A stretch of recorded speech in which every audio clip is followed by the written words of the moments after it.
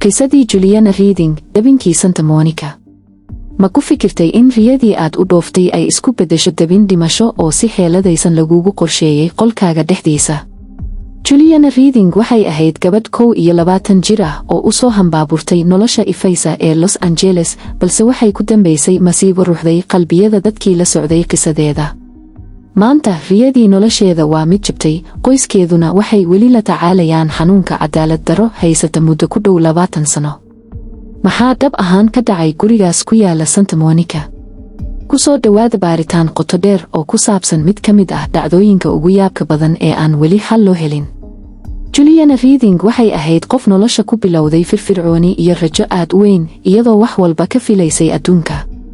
Waxay ku soo kortay jawi farxad leh oo ku yaala Tucson, Arizona, halkaas oo ay kaga qalin jebisay dugsiga sare ee South Point Catholic. Sanadkii 25 iyadoo eryanaysa hami sare, waxay u guurtay California si ay u noqoto model iyo jilaa magac leh. Inkastoo ay Los Angeles degtay, haddana xiriirka ay la lahayd qoyskeeda wuxuu ahaa mid aad u adag. Waxay waalidiinteeda, Patricia iyo Greg, kala xiriiri jirtay taleefan iyo fariimo maalin kasta si ay ula wadaagto nolol maalmeedka nolosheeda cusub. Sanadkii 2008, Juliana waxay ahayd ardayad ka tirsan Santa Monica College, waxayna ku noolayd guri yar oo degan, iyadoo u shaqaynaysay sidii kabalayar si ay nolosheeda u kabto. Wax kasta waxay u muuqdeen kuwo ku socda habdhaqankii ay ku riyoonaysay. Waqtigii xaaladdu isbeddeshay. Codka, balse dabaysha qadarku si lama filaan ah ayay u dhacday 16 Maarso ee sanadkaas. Dhacdadan ugubka ah waxay bilaabatay markii hooyadeed ay dareentay aamusnaan aan caadi ahayn, taleefanadeedii oo aan laga jawaabin iyo gabadheedii oo gebi ahaanba hawada ka baxday. Waxaa la ogaaday in 15 Maarso ay Juliana u baxday inay ciyaarto golf, habeenkiina ay gurigeeda ku daawanaysay taxanaha Seinfeld, balse qofna ma oga in saacadahaas ay ahaayeen neefsashadeedii u dambaysay. Markii ay Patricia heshay wicitaan ka yimid deriska oo sheegaya in gurigu yahay mid aamusnaan dhab ah ku jiro, eegeediina uu gudaha ku xiran yahay, waxay dareentay in wax aad u xun ay dhaceen. Saacaddu markay ahayd 6 galabnimo, waxay booliiska ka codsatay inay baaritaan caafimaad iyo badbaado ku sameeyaan guriga. Xaqiiqadii naxdinta lahayd. Codka, markii ciidanka booliisku ay dhex galeen guriga, waxaa sanka kaga dhacay urta gaaska dabiiciga ah oo buuxisay hawo-mareenka. Waxay ogaadeen dabin argagax leh, kukiinka jikada oo si ula kac ah loogu daayay gaas furan, iyo shumac ka gubanaya meel u dhow albaabka weyn. Gurigu wuxuu ahaa bam sugan oo sugayay keliya hal dhimbiil si uu u qarxo una tirtiro dhammaan raadadka dembiga. Balse qadarka ayaa ka xoog batay dhagartaas. Dhismaha guriga oo ahaa mid qadiimi ah ayaa sababay in gaasku uusan u ururin ilaa heerkii uu ku qarxi lahaa, taas oo badbaadisay cadaymihii dembiga. Baaritaan dheeraad ah kadib, waxay la kulmeen xaqiiqadii ugu darnayd. Juliana waxay dhex jiiftay qolka hurdada ee xagga dambe ku yaala. Waxay u dhimatay eeji naxariis darro ah oo gacanta loo adeegsaday. Goobta dembigu been ma sheegto, waxay ka sheekaysay halgan qaraar. Aqalku wuxuu u muuqday meel ay ka dhacday isreebreeb dhiig ku daatay, taas oo muujinaysa in gabadhu aysan si fudud isu dhiibin. Baaritaanadii dambe ee hidda-sidaha waxay shaaca ka qaadeen xaqiiqo qalbiga ruuxaysa. Waxaa cidyaheeda hoostooda laga helay haraadiga DNA-ga dilaaga, taas oo caddayn u ah in ay si nafla caari ah isugu dayday inay gacmaha dilaaga ka furto luqunteeda. Dib u sawiridda dhacdada. Codka, baarayaashu waxay bilaabeen inay dib u sawiraan daqiiqadihii madoobaa ee u dambeeyey. Wax kasta waxay bilaabmeen habeenkii 15 Maarso, abaara 10 fiidnimo, markii dambiiluhu uu u dhex galay hoygeeda. Markii uu gudaha u galay, wuxuu qaaday weerar aan naxariis lahayn. Madaxeeda ayuu si xoog leh ugu dhuftay sagxadda, isagoo gaarsiiyey dhaawac maskaxeed oo culus. Isagoo u haystay inay dhibane tabar yar tahay, dilaaga waxaa ka yaabsaday iska caabinta adag iyo geesinimada ay Juliana muujisay, taas oo keentay inuu lumiyo isxakamaynta. Ugu dambayntiina uu miciinsado eejin luqun goyn ah ilaa ay ruuxdu ka baxdo. Dhimashadu ma laha ballan la yaqaan, balse habka ay Juliana ku baxday wuxuu ahaa mid si xeeladaysan loo maleegay. Halganka Juliana Reading ma ahayn keliya dagaal nafteeda ay ku badbaadinaysay, balse wuxuu ahaa fariin cad oo ay kaga tagtay cidyaheeda hoostooda, fariin dalbanaysa cadaalad. Maanta dilaagii falkaas geystay weli ma uusan helin ciqaabtii uu mudnaa. Miyay jiri doontaa maalin uu iftiinka runtu ka dhex dilaaco mugdiga Santa Monica, mise qisadani waxay ahaan doontaa mid ku dhex xirta caalamka barsaqa ee siraha qarsoon? awoodda dhabta ahi ma aha oo keliya in la xukumo dadka, balse waa in cadaaladdu ay qabsato kuwa u malaynaya inay ka baxsadeen indhaha sharciga. fariinta dheeraadka ah, baaritaanku halkan kuma dhammaan. nagula soo biir qaybta xigta si aad u aragto halka uu ku dambeeyey raadka DNA-ga iyo ninka uu farta ku fiiqay. isdiiwaangeli, like-na saar, badhankana u fur subscribe si aad u noqoto qofka koowaad ee daawada siraha dhabta ah.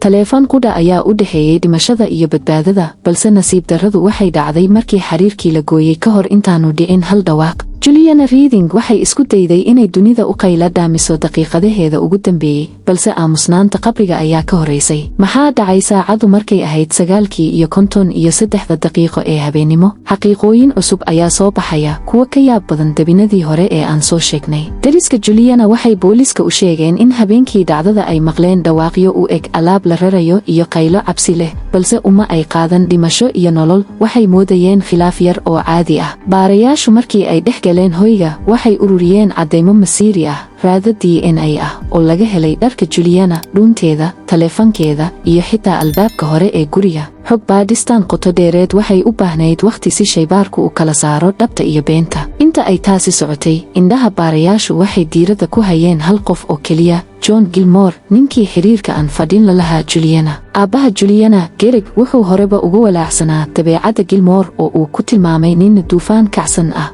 oo xanaaqiisu khatar yahay. Gilmore hore ayuu u jajabiyey gaariga Juliana, guri dhicidna wuu ku sameeyey. xaqiiqooyinkaas waxay ka dhigeen eedaysanaha koowaad. markii la helay, Gilmore wuxuu qirtay inuu guriga yimid subaxdii Axadda, uuna arkay shumac gudaha ka gubanaya balse uusan urin wax gaas ah. wuxuu sheegay inay habeenkii Sabtida isku khilaafeen fariimo taleefan ah, kadibna Juliana ay iska jartay xiriirkii. isaga oo leh waan ka welwelsanaa, ayuu isku dayay inuu sawir ka duwan dabeecaddiisa u muujiyo baarayaasha, balse halkan ayay sirtu ka dilaacday. inkasta oo Gilmore uu ahaa bartilmaameedka koowaad, muraayadda runtu waxay muujisay muuqaal kale. kaamirooyinka ilaalada ee maqaayadda Jack in the Box iyo dukaan u dhow ayaa muujiyey Gilmore oo jooga goobahaas intii u dhexaysay 9:45 ilaa 15 daqiiqo habeenimo, wakhtigii dhabta ahaa ee Juliana la weerarayay. xaqiijin dheeraad ah oo ka timid asxaabtiisii xafladda waxay meesha ka saartay inuu isagu ahaa gacan ku dhiiglihii Juliana. laakiin naxdinta ugu weyn waxay timid markii shaybaarku soo saaray natiijada DNA-ga.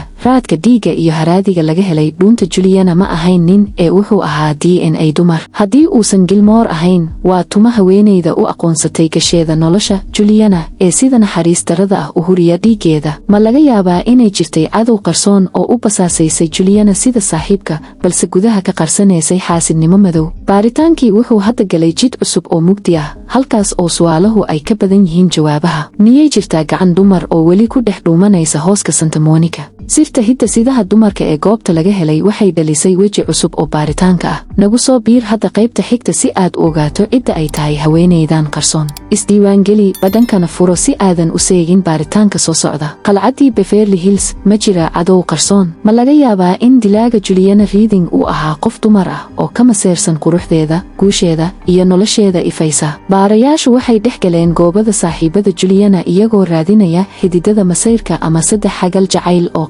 balse DNA laga helay dumar kasta oo la wareystay waxay noqotay dhalanteed aan la jaanqaadi karin raadkii goobta dembiga yaalay. xilligaas, masraxa waxaa soo galay nin cusub, Dhakhtar Muneer. maxay ahayd sababta qarsoon ka dambeysay deeqsinimadiisa xaddaafka ah? baaritaanku wuxuu shaaca ka qaadeen in Juliana iyo Muneer ay markii ugu horreysay kulmeen sanadkii 2007, xilli ay gabadhu ka shaqaynaysay maqaaxi. Muneer oo ay aad u soo jiidatay firfircoonida iyo quruxda Juliana ayaa u soo bandhigay fursad weyn in ay noqoto kaaliye caafimaad oo xafiiskiisa ka shaqaysa. Juliana oo ka daashay culayska iyo diiqada ka shaqaynta maqaayadda waxay u aragtay dalabkan mid badbaado u ah dhaqaalaheeda. balse xiriirkii shaqo wuxuu si degdeg ah ugu xuubsiibtay xiriir shakhsi ah. Juliana waxay ugu dambayn ogolaatay inay u guurto qasriga raaxada leh ee Muneer ku lahaa Beverly Hills. bilowgii, nolosha cusub waxay u ekayd mid riyo ah, raaxo, hanti iyo maamuus. laakiin xeerarka awooddu waxay ina barayaan in kalsoonida buuxda ay mararka qaar tahay dabin qarsoon.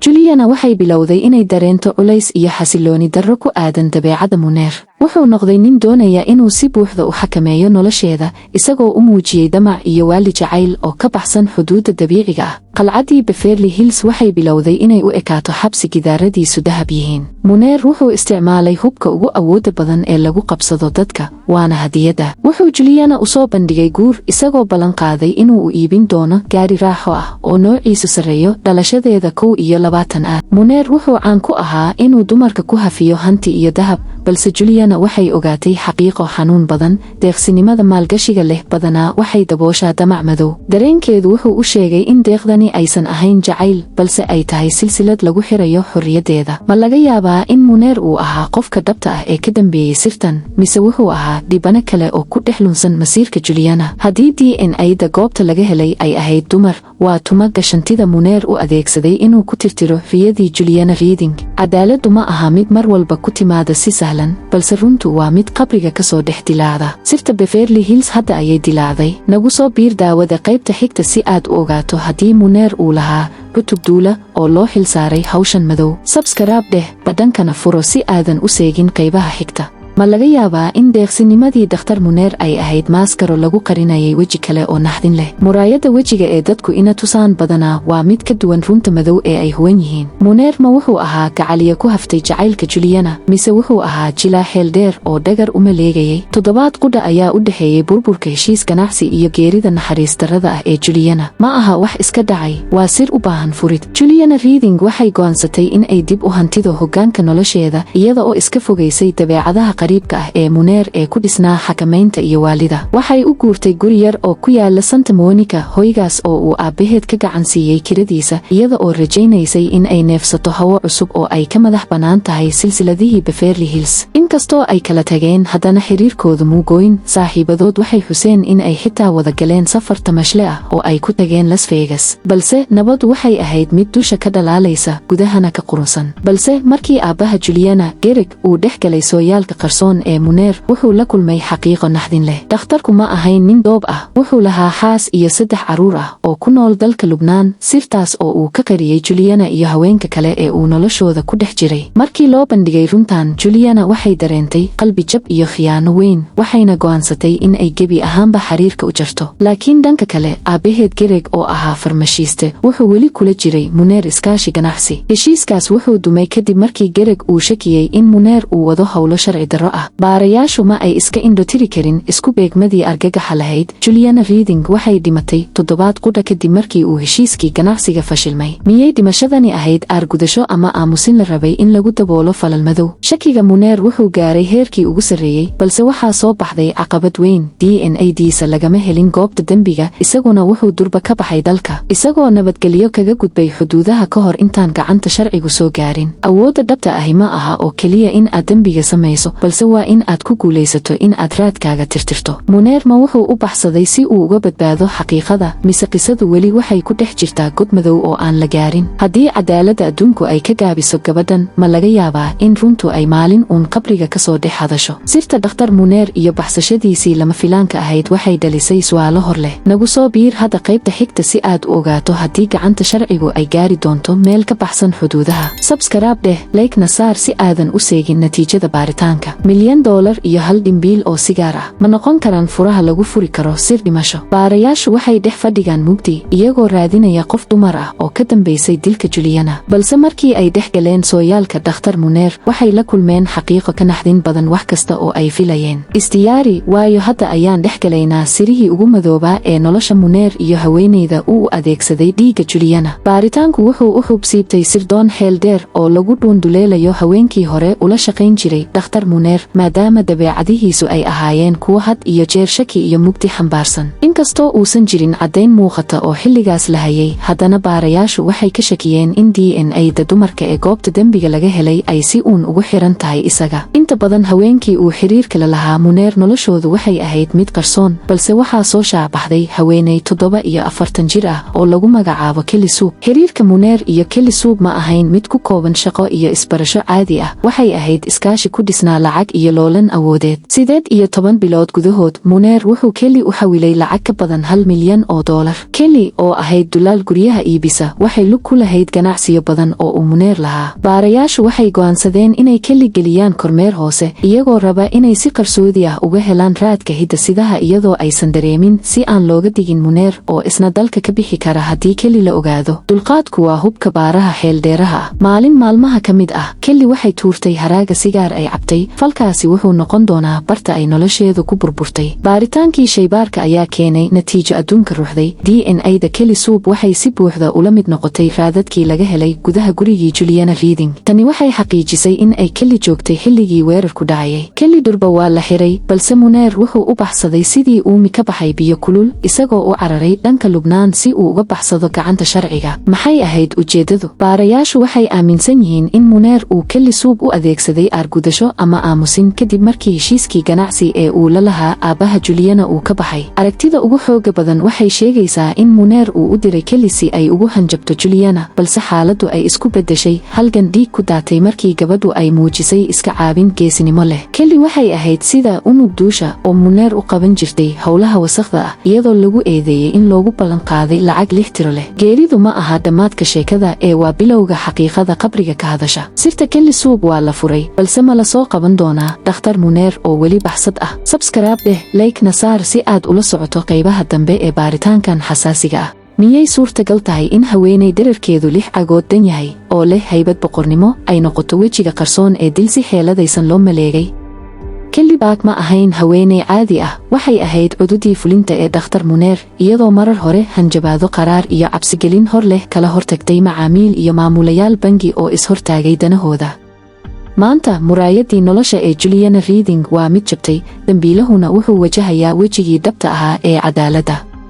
Markii lagu soo eedeeyay dilka heerka labaad, Kelly Bak waxay si qabow ugu jawaabtay, "Dambi ma lihi," inkastoo hoygii Juliana ay dhex buxeen caddaymo tirabeel ah oo iyada farta ku fiiqaya. Difaaceedu wuxuu ku dooday in dhakhtar Muneer oo xilligaas dalka ka maqnaa uu ahaa xiriirka keliya ee ka dhexeeyay labada haween, ayna xaqiiqdu tahay inaysan weligood si foolka fool ah isu arkin. Sida buugaagta naxwaha iyo taariikhdu ina barayaan, xiriirka dadka waxaa mararka qaar qariya maaskaro si xeeladaysan loo xirtay, balse xaqiiqadu ma aha mid qarsoonaan karta. Dacwad oogayaashu waxay damceen inay maxkamadda hor keenaan aragtida ah in Bak ay ahayd Amar, cutubka duula ee Muneer oo loo soo diray inay Juliana cabsi geliso, balse isreebreebkii uu isku beddelay dil naxariis darro ah. Balse halkan ayay muraayadii runtu ku cadaatay. Garsooraha ayaa go'aamiyey inaan tiyoorigaas loo adeegsan karin dacwadda maadaama aysan jirin caddayn toos ah oo muujinaysa amarka Muneer. Tani waxay dowladda ku khasabtay inay isku halayso oo keliya caddaymaha jireed ee goobta yaalay, kuwaas oo u hadlayay si ka culus dood kasta oo afka ah. Daqiiqadii ugu cusleed, Kelly Bak waxay ahayd haweeney leh muuqaal laga haybadaysto, dhererkeeduna wuxuu ku dhowaa 6 cagood iyadoo u dhaqmaysay sidii qof leh kalsooni iyo awood uu ku fuliyo howlgallada ugu madow. Caddaymuhu waxay noqdeen kuwo aan la dafiri karin markii DNA-da Kelly laga helay meel kasta oo guriga Juliana ka mid ah: dharkeeda, albaabka hore, qufulada, taleefankeeda, iyo waxa ugu naxdinta badnaa oo ahaa luqunta ama dhuunta Juliana. Xitaa faraha Kelly iyo dhibic dhiigeeda ah ayaa laga helay weel yaalla jikada, taas oo xaqiijisay in ay joogtay hoygaas habeenkii ay ruuxdu ka baxaysay Juliana Reading. Dacwad oogayaashu waxay ku doodeen inay tahay mid marag madoonto ah in Juliana loo ceejiyey si naxariis darro ah, ayna Bak ahayd midda gacmahaas dhiigga leh lahayd. Balse in cadaaladda lagu qabto qof u dhuuntay sida hooska waxay noqon doontaa mid adag, waayo awoodda dhabta ahi waxay ku dhumataa inta u dhaxaysa waxa la arko iyo waxa la dareemo. Ma jiri doontaa maalin ay cadaaladdu si buuxda u qabsato dhammaan kuwii qaybta ka ahaa masiibadan, mise sheekadu waxay ku dhiman doontaa aamusnaanta qabriga? Subscribe dheh, like-na saar si aad u ogaato xukunka kama dambaysta ah ee Kelly Bak. Naguna soo biir qaybta xigta daawadaha sharafta leh. Loolanka maqaamka maxkamadda. Sida ay dhiigeeda ugu hurtay habeenkii ay is hor fariisteen Juliana, Kelly Bak uma ay imaan maxkamadda inay si fudud gacmaha u taagto. Difaaceedu wuxuu la yimid hub ka kooban xeelado dhowr ah oo loogu talagalay inay lagu dildilaaciyo dacwadda dowladda iyadoo la isticmaalayo shaki kasta oo suuragal ah. Ma laga yaabaa in caddaymaha ugu culus ay dhab ahaantii yihiin dhalanteed si farsamaysan loo dhisay? Istiyaari, waayo waxaan hadda dhex galaynaa loolan u dhexeeya xaqiiqada muuqata iyo sirihii qarsoonaa ee maxkamadda ka dhex qarxay. Taariikhda iyo shakiga. Kooxda difaaca ee Bak waxay weerar ku qaadeen salka dembiga iyagoo su'aal geliyey inay Kelly xataa cag dhigtay hoygii Juliana habeenkaas iyo in kale. waxay ku doodeen in maqnaanshaha goobjoogayaal dhab ah ay ka dhigayso dhacdadan mid ku hareeraysan daruuro mugdi ah iyo hubanti la'aan weyn. si ay u beeraan shaki maangal ah waxay xeerbeegtida hor keeneen tiyoori loogu talagalay in lagu qariyo raadka dhabta ah ee dembiga, kaas oo ah secondary DNA transfer, gudbinta hiddo-sidaha ee dadban. khiyaanada dhaafsiisan aragtida. halkan ayay sirtu ka dilaacday. qareenku wuxuu sharaxay in DNA-du ay u gudbi karto si aan toos ahayn qofku inuu taabto shay, kadibna shaygaas uu raadkii u gudbiyo meel kale oo uusan qofku weligiis tegin. waxay keeneen tusaale yaab leh, shukumaan. waxay ku doodeen in laga yaabo in Kelly ay isticmaashay shukumaan bilo ka hor xilli ay booqanaysay qasrigii Muneer ee Beverly Hills, halkaas oo ay Juliana lafteedu horay u deganayd. sida ay qabaan dilaaga dhabta ahi wuxuu shukumaankaas u adeegsan karay inuu ku tirtiro raadadkiisa dembiga, isagoo si aan ula kac ahayn ugu reebay DNA-da Kelly meeshii dhimashadu ka dhacday. cududii James Bond-ka dumarka. markii laga hadlayay doorkii Dr. Muneer, qareenku wuxuu ku dooday in burburka heshiiska ganacsi ama kala tagii Juliana aysan ahayn sabab ku filan oo loo geysto dil. lacagihii milyanka $, ahaa ee dhex maray isaga iyo Kellyna waxay ku sifeeyeen ganacsi sharci ah. balse dacwad oogayaashu waxay sawireen muuqaal aad u madow. waxay sheegeen in Muneer uu mar ku faanay inuu shaqaalaysiiyey haweenay uu ku tilmaamay James Bond-ka dumarka, mid loo tababaray howlgallada qarsoon iyo dhimashada lagu maleego hooska dhexdiisa. waxay adkeeyeen in Muneer uu haystay ujeeddada iyo awoodda uu ku amri lahaa dilka Juliana. intii ay dacwadu socotay, qisadu waxay hadda gashay jid qaloocan oo ka yaabiyey xitaa baarayaashii ugu khibradda badnaa. awoodda dhabta ahi ma aha mid mar walba muuqata, balse waxay ku dhumataa inta u dhaxaysa waxa la arko iyo waxa la dareemo. ma laga yaabaa in cadaaladdu ay ku dhex dhimato masraxa dhalanteedka ee maxkamadda, mise runta ayaa ugu dambayn ka soo dilaaci doonta mugdiga Santa Monica? sheekada Kelly Back iyo sirta James Bond-ka dumarka waxay maraysaa meeshii ugu xasaasisanayd. subscribe dheh, like-na saar si aad u noqoto qofka koowaad ee daawada xukunka kama dambaysta ah ee dhibicda dhiigga iyo muraayada jabtay. sidee ayay ku dhacday in raadadkii DNA-da ee Kelly Back ay ku xirayeen guriga Juliana, haddana ay maxkamaddu ku dhawaaqdo dembi in aysan lahayn? hal wicitaan oo sir ah oo loo diray goobtaada shaqada iyo hoos madow oo dhuumanaya bannaanka gurigaaga. ma laga yaabaa in dilaaga noloshaada darsayay uu kuu diyaariyey dabinkii u dambeeyey?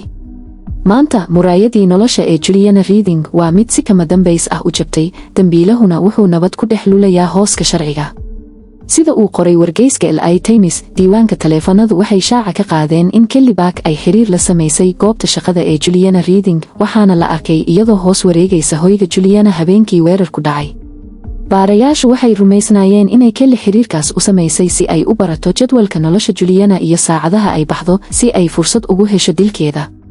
intaa waxaa dheer, Back iyo Dr. Muneer waxay xilligaas ku jireen isha baarayaasha oo la xiriirtay fal dambiyeed weyn oo dhanka khiyaanada caymiska caafimaadka ah. ma dhimashadii Juliana ayaa ahayd qiimaha lagu bixiyey aamusinta sirihii madoobaa ee labadan iskaashanayay? waaxda khiyaanada. balse halkan ayay muraayada runtu ku dhex jabtay. dacwadii socotay ilaa sanadkii 2013, muddo aan caadi ahayn, waxay ku dhammaatay wejigabax weyn. xeerbeegtidu waxay go'aamiyeen in Kelly Back ay tahay dembilaawe. markii ay ka soo baxday maxkamadda, jawigu wuxuu isu beddelay qarax caro leh. ehelka iyo asxaabta Juliana waxay ku qaylinayeen, Kelly, adigaa og in aad dembigaas gashay, cadaaladuna maanta way dhimatay. inkasta oo caddaymuhu ahaayeen buuro isbiirsaday, haddana cidna looma hayn geeridii Juliana Reading. ninkii keliya ee isku xirayay dhammaan dadka ay dacwadu khusaysay, Dr. Muneer, weligiis lama weydiin xataa hal su'aal, waayo wuxuu u baxsaday sidii uumi ka baxay biyo kulul. daqiiqadii ugu cusleed. qoyska Juliana waxay la tacaalayaan xanuun aan dawo lahayn, iyagoo si quus ah u soo saaray qoraal ay ku muujinayaan murugada iyo carada ay ka qabaan cadaalad darrada dhacday. si xaalku uga sii daro, dalka Lubnaan oo ah halka uu Muneer u baxsaday, ma laha heshiis isdhiibid ah oo kala dhexeeya Maraykanka, wuxuuna caan ku yahay inuu muwaadiniintiisa ka badbaadiyo cadaadiska shisheeye. tani waxay ka dhigan tahay in Muneer uusan weligiis wajihi doonin ciqaabta dembiga looga shakisan yahay inta uu joogo dhulkaas. qoysku waxay ku dhibatodeen inay fahmaan sidee ayay caddaymo intan leeg u fashiliyeen in xukun dhab ah la soo saaro. maanta Patricia, oo ah hooyadii Juliana, waxay wakhtigeeda ku dhex qaadataa inay sawiro rinjiyeyn ku dhex samayso qolkii gabadheeda. waa fal aamusnaan ah oo ay ku raadinayso xiriirkii u dambeeyey ee ay la lahayd ruuxdii loo diiday nolosha. inkasta oo cadaaladda adduunku ay ka gaabisay gabadhan, haddana xasuuso, dilaagu wuxuu ka baxsan karaa maxkamadda, laakiin kama baxsan karo xisaabta dhabta ah ee u taal caalamka barsaqa iyo qabriga dhexdiisa. miyay jiri doontaa maalin ay runtu si buuxda u hadasho, mise qisadani waxay ahaan doontaa dhibic dhiig ah oo ku dhex qallajisay muraayadii jabtay ee Santa Monica? Subscribe, like. Gunaanadka qisadii Juliana Reading. Isweydii, miyay suurtagal tahay in reer dhan ay ku dhex xayirnaadaan sanadkii 2008, inkasta oo xilligu socdo, duniduna isbedelayso? Patricia, Greg iyo wiilkooda Patrick waxay weli ku dhex jiraan mugdigii habeenkaas madooba. muraayadii noloshoodu maanta waa mid dildilaacday, waxaana weli ku dhex jira harka labadii qof ee dhiigga Juliana ku daadiyey Santa Monica, balse si xor ah u dhex lugaynaya adduunka. maxaa dhaca marka dambiiluhu ka awood bato sharciga, dhibanahana uu noqdo mid aan cod lahayn? sannado badan kadib, Patricia waxay u heshay rinjiyeynta dhufays iyo gabaad ay kaga baxsato xanuunka nafsiga ah ee ku habsaday. waa meesha ay ka soo saarto farshaxankeeda ugu wacan xilliyada ay ugu nugushahay, iyadoo ka turjumaysa sawirka gabadheedii la shirqoolay. inkasta oo ay la tacaalaysay cudurka kansarka naasaha, haddana waxay baratay inay iftiin ka dhex raadiso daqiiqadaha ugu madow ee nolosha. balse qoysku waxay dareemayaan culays ka culus doodooda, waxay la nool yihiin xaqiiqada qaraar ee ah in Dr. Muneer iyo Kelly Back ay nabad ku seexdaan, iyadoo dhiigga Juliana uu weli dhulka yaallo. waaxdii khiyaanada. balse dhagartu ma laha xuduud, wejiga runta ah ee dambiilahana ma qarin karaan gidaarada Lubnaan. Muneer wuxuu ku dhex dhuuntay qoyskiisa Lubnaan, isagoo ku andacoonaya inuu yahay dambilaawe, balse sanadkii 2015 dalka Jarmalka ayaa mar kale sirtu ka dilaacday. waxaa la sheegay inuu oggolaaday kaaliye aan aqoon caafimaad lahayn inuu fuliyo qalliino isagu u xil saarnaa, taas oo keentay in ka badan 20 bukaan ay la kulmaan naafo iyo weji xumo joogto ah. inkasta oo la xiray, haddana si mugdi ah ayaa lagu sii daayay, wuxuuna ku laabtay Lubnaan isagoo weli u taagan faldambiyeedyo kale oo caafimaad. daqiiqadii ugu cusleed. naxdinta ugu weyni waxay timid markii Kelly Back iyadana lagu helay isla dacwaddaas Jarmalka. waxaa lagu eedeeyey shirqool weyn, khiyaanada bukaanada iyo inay shirkadaha caymiska ka dhacday lacag dhan $150 milyan. balse taariikhdu waxay u muuqataa mid soo noqnoqonaysa. markii ay bixisay damaanad dhan $1.5 milyan, Kelly waxay mar kale ka baxsatay gacanta sharciga, iyadoo u dhumatay sidii uumi ka baxay biyo kulul. $1 milyan ma waxay noqdeen qiimaha xorriyadda ee lagu gatay dhiigga iyo nolosha Juliana Reading. gunaanadka. ma jirto jawaab sahlan ama gunaanad lagu qanco oo ay leedahay qisada Juliana Reading. markii ay caddaatay in Muneer uu ku jiray nolol laba wejiyood leh, qoyska Juliana waxay sameeyeen wax walba oo ay ku difaaci lahaayeen, balse ugu dambayntii wuxuu iskaga tegay isagoon wax ciqaab ah la kulmin. nidaamka cadaaladdu mararka qaar wuu fashilmaa, dadkuna waxay aaminaan hanaanka sharciga iyagoo rajaynaya inuu ka hortago fashilka, balse taasi mar walba ma dhacdo. Juliana waxay noqotay cashar iyo xusuusin ku aadan in dunidu aysan mar walba u kala saarin waraabaha iyo wananka si cadaalad ah. dilaaga dhabta ahi wuxuu ka baxsan karaa maxkamadda, laakiin kama baxsan karo xisaabta dhabta ah ee u taal caalamka barsaqa iyo qabriga dhexdiisa. ilaa intaan tan oo kale kulmayno, ku sugnow feejignaan iyo xariifnimo. nabadgelyo.